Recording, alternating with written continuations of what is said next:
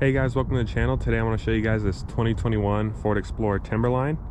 So this one is actually a stock unit that's available, so I'm able to do a little video on it. So right off the bat, you can see carbonized gray in the sun looks really nice. I always like to show you guys the metallic in the paint, just so you guys can see it. Looks really good. So the Timberline here has 8.7 inches of ground clearance, which is 0.8 inches over a normal Explorer. So you can definitely see has a lot of ground clearance under there.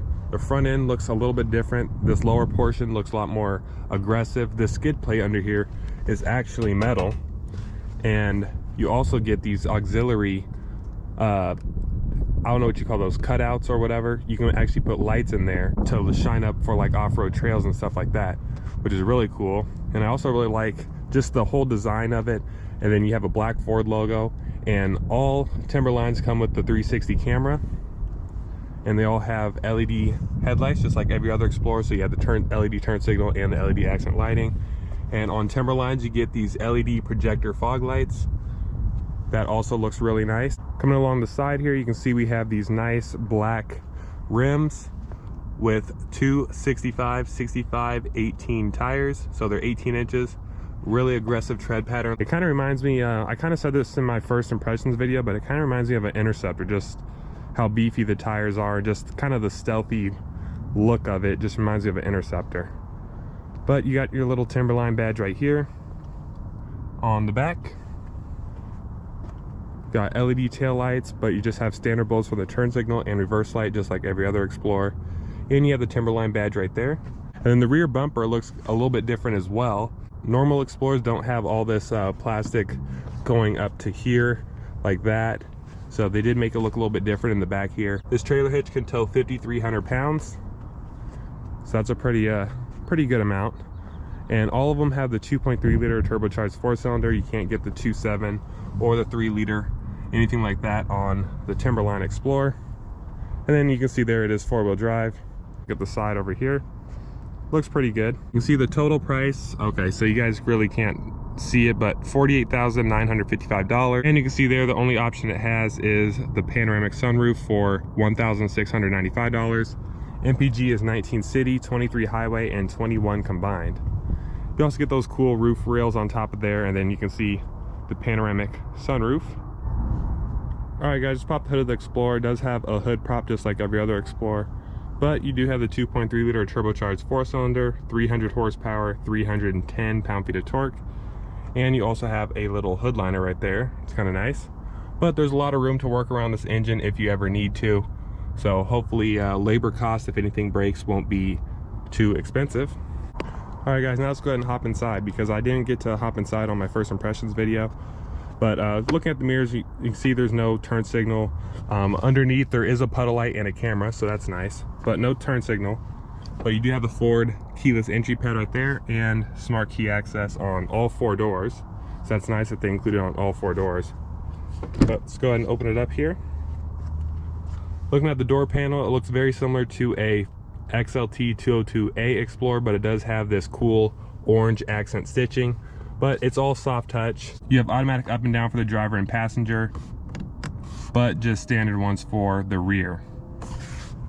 Looking at the seat, you can see we have a 10-way power driver seat, and then it has this cool cloth material on the inside. Looks kind of similar to the cloth you find at a Bronco Sport or F-150. Then you also have that cool orange accent stitching as well to continue on to the seats. And you can see there on the light switch, it looks a little bit different. It shows auxiliary underneath there and your fog lights. So that's kind of cool. It has a little auxiliary switch and just a manual tilt and telescoping steering wheel. But let's go ahead and hop inside.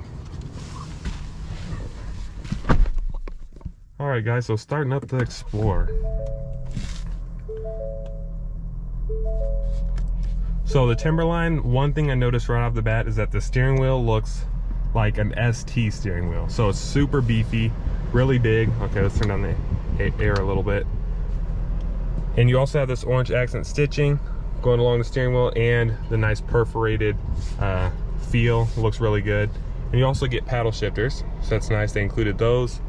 Gauge cluster, there's nothing different in the gauge cluster. That looks just like every other Explorer, XLT that is. Looking in the center, you got your heated seats and heated steering wheel. Automatic climate control, of course. Then you can see here we have this interesting pattern. It's kind of like a rugged or off-road type trim pattern. Hopefully you guys can see that. But that's the only thing I noticed that's different up here, steering wheel and then that trim panel. Looking down here, this area is all the same. You do have your traction control right here, your hill descent control, auto start stop off. There's your auto hold, parking brake, and then your gear shifter. Looking in here, you got 2 USBs and a 12 volt. It is lit up, so that's nice. Looking over here, you got a 12 volt in there and some room. No light, unfortunately. But since we're looking at drive modes, let's see if they have any new ones. So normal, slippery, trail, deep snow, sand. I'm pretty sure all Explorers have that. If they don't, let me know, but I'm pretty sure they all have that. So it looks like it doesn't have any sort of new drive modes or anything, but that is nice nonetheless. Center screen, Sync 3.4. This is just like every other Ford car. There's nothing different really for the Timberline. Looking up top, it does have a standard mirror. It's not auto dimming or anything like that. You have LED lighting. This one does have the sunroof option like I mentioned earlier. It does have a nice black headliner. I love black headliners because they don't show the dirt as much as a light colored headliner. Let's go and check out the glove box real quick. Again, same as every other Explorer, but there's no light in there. Kind of wish that they brought the light back, but maybe they will for 2022. We'll see. And you can see the seats have this cool Timberline logo on them. But let's go ahead and check out the back seat real quick. All right, guys, checking out the back seat. It looks just like the front. Soft touch up here. It has the nice ActiveX material on the door. Has a little cup holder right here. Lots of legroom in Explorers, and you can move this forward and backward. I think I can move it back a little bit. Yep. So you can move it backwards. Lots of legroom, lots of headroom. You even have heated seats back here. So I'm really glad that they included heated seats. USB-C, USB, and a 12 volt. No home power outlet, so I think higher end ones might have a home power outlet. And then we have the 2 pockets on the back of the seats. And the rear seats are just as nice as the front. This one does have the captain's chairs configuration. And then you have your little third row back there, which I am not going to get back there, but it is a third row that will work in a pinch. Well, let's go ahead and check out the trunk area before we go ahead and take it for a spin.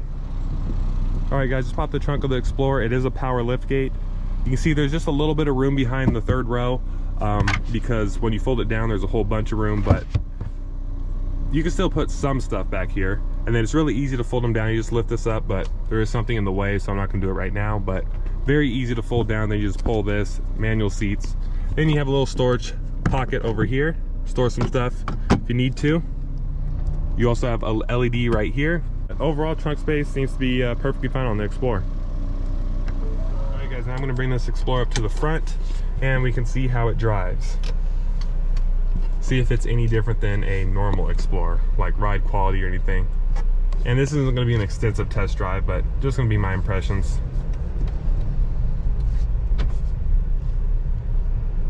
Okay, so I know I read up on this Explorer and they said they did something with new springs, dampers, shocks, stuff like that. It does feel a little bit more flat than a normal Explorer. And what I mean by that is that the ride is a little bit harder, but it feels more kind of like the ST suspension, if that makes sense.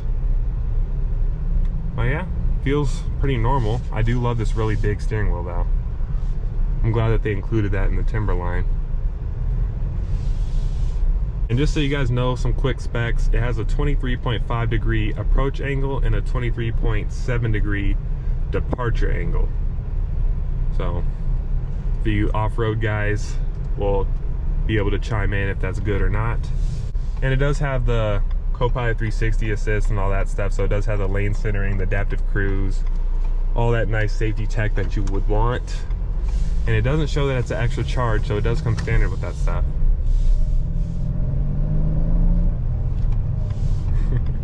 Let's see how it handles this corner real quick. Okay, so it does feel a little bit, yeah, it's definitely not made for cornering, but the suspension is a little bit harder. So the suspension makes it better for cornering, but I can tell that the tires are not cornering tires, obviously. If you wanted a sporty Explorer, you'd get a ST. Oh, that's cool. They continued the black Ford badge on the steering wheel. That's kind of been a theme, is the black Ford badges. All right guys, let's give it a little bit of gas here and see if, actually let me put it in sport mode real quick. Put it in sport mode. There we go. Oh, that's eco. Sport mode, and let's give it a little bit of gas and see how it is. Oh wow.